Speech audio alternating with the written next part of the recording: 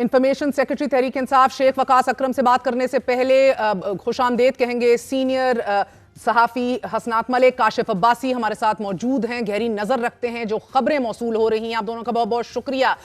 फरमाए दीजिएगा काशिफ, आईनी तरमीम में ऑफ द टेबल तरमीम कुछ इस तरह से हैं कि वफाकी आईनी अदालत अब नहीं बनने जा रही बल्कि आईनी बेंच बनाया जाएगा और जजेस की उम्र में तोसी ऑफ द टेबल है एज ऑफ राइट नाउ, मगर चीफ जस्टिस के ओहदे की मुद्दत को 3 साल जरूर करने पर बात हो रही है एज ए टेन्योर पोस्ट। अब आर्टिकल 8 को भी नहीं छेड़ा जाएगा, जबकि जजेस की एक अदालत से दूसरी अदालत में जो ट्रांसफर्स थी वो भी ऑफ द टेबल हो गई हैं। इस वक्त एज वी स्पीक आईनी अदालत के जजों को हटाने के हवाले से जो एक तजवीज दी थी सुप्रीम कॉन्स्टिट्यूशनल काउंसिल की वो भी अब हट गई है। So do you think the bulk of what जिसके ऊपर एहतजाज हो रहा था हटा दिया गया है? जी, आज मेरी जब बात हो रही थी असद कैसर साहब से, उन्होंने कहा कि जितना हम समझ रहे थे कि ख़राब तरमीम आएगी ये उतनी ख़राब नहीं है, बल्कि उनका ख्याल था कि काफ़ी डिसेंट चीज़ें हैं इसमें, इसके ऊपर बात हो सकती है और अगर हमें इमरान खान साहब से मिलने दिया जाए तो हो सकता है किसी इस सूरत में तहरीक इंसाफ इसकी हिमायत भी कर ले। लेकिन अभी आपने जो कहा कि क्या कुछ इसमें से निकाला गया, जजेस चीफ जस्टिस ऑफ पाकिस्तान की अपॉइंटमेंट जो मैंने देखी है, टॉप 3 जजेस में से एक जज को अपॉइंट किया जाएगा। ये भी इस्तेहकाक शायद हुकूमत अपने पास रखना चाहती है जिसके ऊपर मामला फंसा हुआ है। देखिए, तरमीम अभी निकली नहीं है, तरमीम कहीं ना कहीं थोड़े मामला फंसे हुए हैं। अभी आपने जो सारा एक ओपनिंग में सारा कुछ बताया कि किस किस ने क्या क्या तकरीर की और क्या क्या प्रेशर्स हैं MNAs और सेनेटर्स पे, उसको देख कर तो लगता है कि माइनस मौलाना फजल रहमान नंबर पूरे करने की कोशिश हो रही है। क्योंकि अगर आपने मौलाना साहब के 7 नंबर पूरे करने हैं तो वो 3-4 लोग चाहिए। यहाँ JUIF के लोग भी, उनको भी धमकियाँ मिल रही हैं। इमल वली खान ने आज तकरीर की, अख्तर जान मेंगल वो ज़ाहिर सेनेट की साइड है, तहरीक इंसाफ के लोग हैं, बहुत से लोग हैं जिन जो ये इस तरह की कंप्लेन कर रहे हैं। तो मुझे ये लगता है कि नंबर्स कुछ ज़्यादा चाहिए जिसको पूरा करना चाहते हैं, और अगर ज़्यादा नंबर चाहिए तो इसका मतलब मुसवदा भी शायद तब्दील हो सकता है।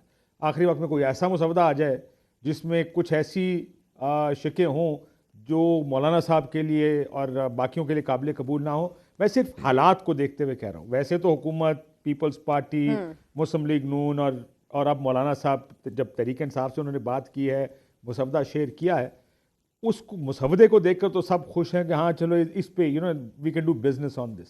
पर जो हालात है, जिस तरह ये सारे वाकयात हो रहे हैं, अब लेट्स होप के कुछ सर सेनेटर से हिंट दे दी, उन्होंने इस हवाले से बात की है हसनात के अपने दौर में नहीं लगाऊंगा ये केस, ये बात कर रहे थे वो आज अदालत के अंदर। सो ये सबसे वाज़े और पहला इशारा है that he plans to go. मगर काशिफ मुझे ये बताइएगा कि जिस तरह हम देखते हैं कि चीफ ऑफ आर्मी स्टाफ को वजारत दिफा की तरफ से उनके उस पोस्ट के लिए भेजी गई एक पैनल में से मुंतखब किया जाता है, जो आखिरी मुतवक्के तरमीम है ऑन द टेबल वो जजेस तैनाती के लिए मौजूदा पार्लिमानी कमेटी और जुडिशल कमीशन को जम करने की भी है, and then they will choose from the panel given। मगर एक बात वाज़ेह है कि जो तरमीम लाई जा रही हैं वो चाहे वफाकी आईनी अदालत ना भी बनाए जाने के ऊपर इत्तफाक हो गया हो, मगर फिर भी सुप्रीम कोर्ट ऑफ पाकिस्तान की पावर्स को डिमिनिश तो जरूर करेंगी। देखिए, पोलिटिसाइज भी करेंगी सुप्रीम कोर्ट को। वैसे आपने जो बात की कि जस्टिस मंसूर अली शाह नहीं बल्कि अगले चीफ जस्टिस से इसका इतलाक हो, मैंने आज पूछा तो उसका तो मुकम्मल तौर पे JUI कहती है कि नहीं ऐसा कुछ नहीं है, ये चीज़ बिल्कुल अंडर डिस्कशन नहीं कि इसका इतलाक यानी 3 के पैनल में से हो, ये इस चीफ जस्टिस से ना हो, अगले से हो। तो उन्होंने तो डिनाई कर दिया कि ऐसा कुछ नहीं है। लेकिन आप देखें क्या क्या करने से पोलिटिसाइज आप जुडिशरी को कर रहे हैं।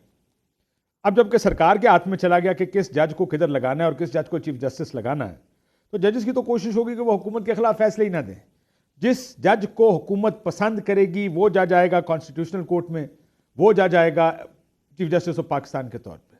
जो जजेस अगर हुकूमत के खिलाफ फैसले करेगा, या वो लेट्स से अगर हम उसको उस वक्त ये कहा जाए कि अमूमन सरकार ही होती है जिसके खिलाफ केसेस सबसे ज़्यादा सुप्रीम कोर्ट में जाया करते हैं, तो अब आप वो रास्ता खोल रहे हैं जिसमें सरकार हुकूमत जो भी हुकूमत वक्त होगी वो जजेस के साथ लॉबिंग करेगी, अपनी मर्जी के जजेस को ऊपर लाया जाएगा, अपने मर्जी के जजेस को कॉन्स्टिट्यूशनल कोर्ट में लाया जाएगा। हम सब मानते हैं। देखें कि जो 2 कमिटीज को जम किया जा रहा है, सर जो जम भी किया जा रहा है, कीप इन माइंड कि उसके अंदर वजीर कानून, अटॉर्नी जनरल, बार का भी बंदा, साबिक जज, दो एमएनएस, दो सेनेटर्स, और अगर जुडिशरी की साइड से अगर जुडिशरी मुनकसिम हुई, डिवाइडेड हुई जिस तरह के आज है, so that will be a easy walk over for the executive. जी, अगर आप आज देखें लॉ मिनिस्टर ने बार काउंसिल्स भी कंट्रोल की हुई हैं, अटॉर्नी जनरल ज़ाहिर हुकूमत खुद अपॉइंट करती है, जो पार्लियामेंटेरियन है वो इसी बुनियाद पे ही लगेंगे, दोनों साइडों से होंगे। सो हुकूमत will always have this advantage, और अगर हुकूमत का एडवांटेज होगा तो ये आप जो बुनियाद है इस आइन की कि अदलिया को आज़ाद होना चाहिए, किसी भी हुकूमती प्रेशर से आज़ाद होना चाहिए।